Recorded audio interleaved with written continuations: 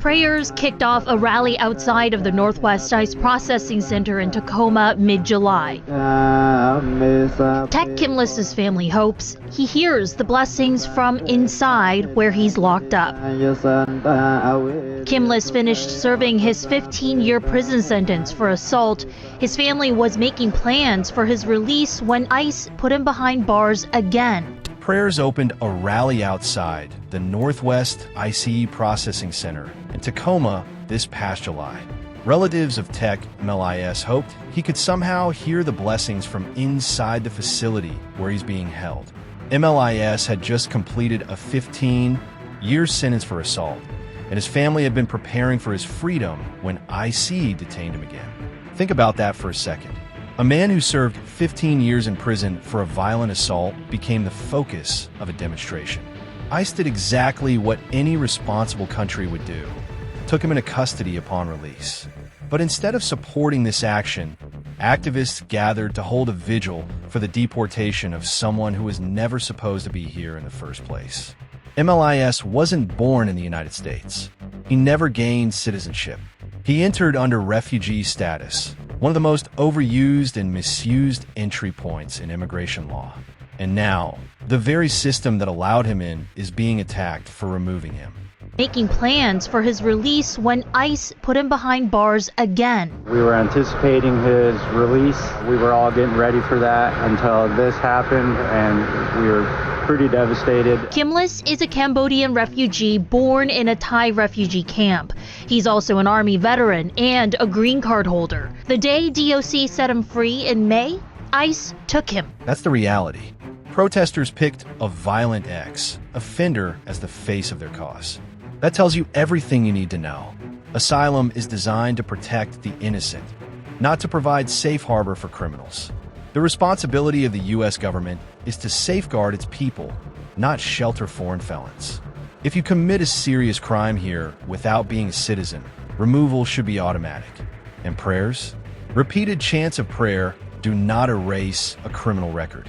His family says they were counting down the days until his release, planning for his return home, only to watch ICE take him back into custody.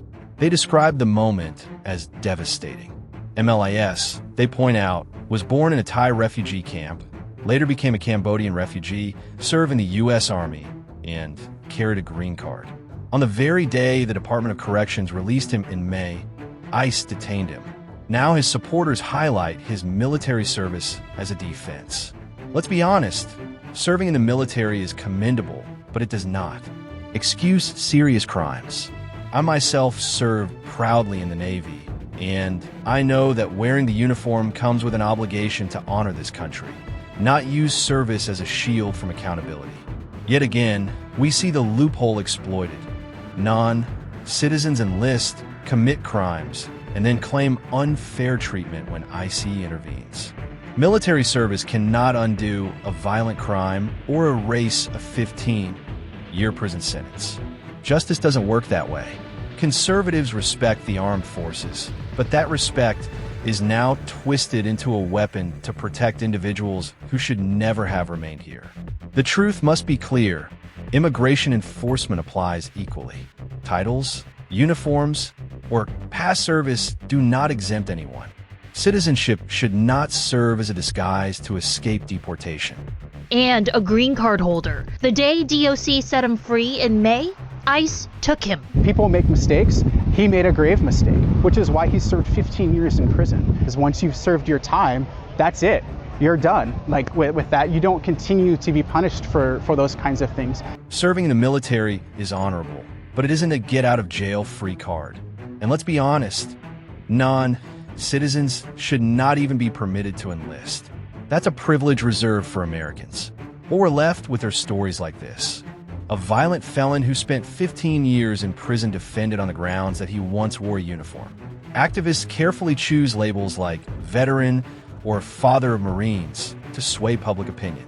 They know conservatives admire military families, so they exploit that sentiment to suggest ICE targets heroes. But here's the reality. Being a father of Marines does not erase a violent past. It doesn't change illegal entry. It doesn't make up for breaking the law. Your children's status does not grant you immunity.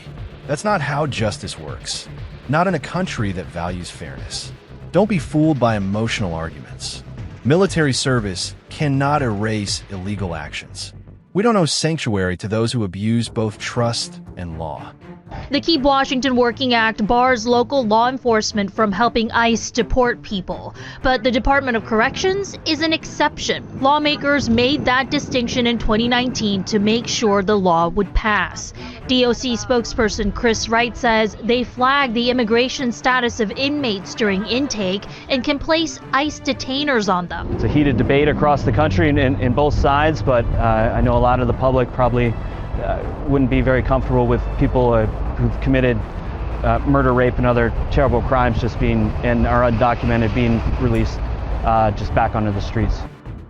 Yes, MLIS had a green card. Yes, he served his sentence. But a green card is not permanent protection. It can be revoked for crimes. That's U.S. law. ICE didn't overreach. They carried out legislation passed by Congress. And immigration detention isn't criminal, it's civil. That's why there's no trial or jury. The process isn't about punishment. It's about legal right to remain. If the answer is no, deportation follows. That's not cruelty. It's standard practice worldwide. The Keep Washington Working Act generally blocks local police from cooperating with ICE. This year, of the 61 inmates with ICE detainers who have been released, ICE picked up 51. This matches the pace of 2023 and 2024. I made a lot of poor choices. Mani Uch, also a Cambodian refugee like Tek Kimlis, had a green card when he was convicted of driving a getaway car in a robbery in 1994. Yeah, I just pled guilty. Uch served 3 years in prison when he was set to get out in 1997.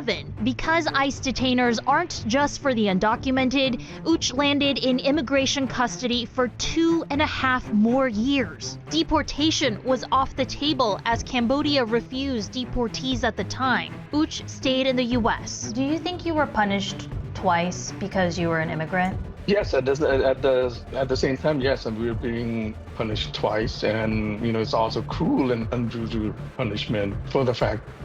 But the Department of Corrections was carved out as an exception in 2019 so the bill would pass.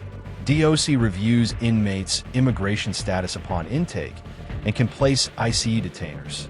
As a DOC spokesman explained, the public would not feel safe if violent offenders, including undocumented ones, were released back onto the streets. And for once, that's just common sense. Ordinary Americans don't want dangerous individuals, particularly those here unlawfully wandering free. We've seen the disastrous results in sanctuary cities where violent offenders reoffend. Citizens deserve safety before social experiments. Deportation is not just immigration policy. It's a public safety measure. This year alone, of 61 inmates with ICE detainers who finished their sentences, ICE picked up 51. That's on pace with past years. Consider another case. A Cambodian refugee who was a green card holder when he acted as a getaway driver in 1994. He served 3 years in prison, then was held by ICE for 2.5 more. At the time, Cambodia refused deportees, so he stayed. Years later, he became a citizen after a gubernatorial pardon.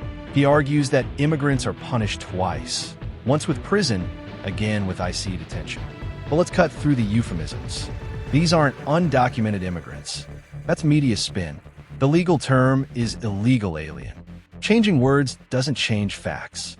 They entered or remained in this country unlawfully.